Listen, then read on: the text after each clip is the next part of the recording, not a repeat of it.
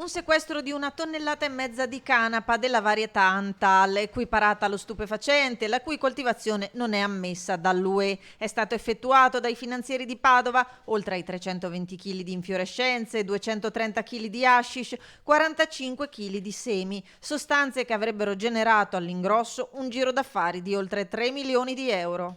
L'indagine nasce da un'attività di iniziativa della compagnia di Este che nell'ordinario servizio di controllo del territorio ha praticamente individuato un'area agricola notando la presenza di piante di canapa. Poi gli ulteriori approfondimenti hanno portato allo sviluppo di un'indagine che si è sviluppata dal mese di ottobre al mese di aprile del 2021.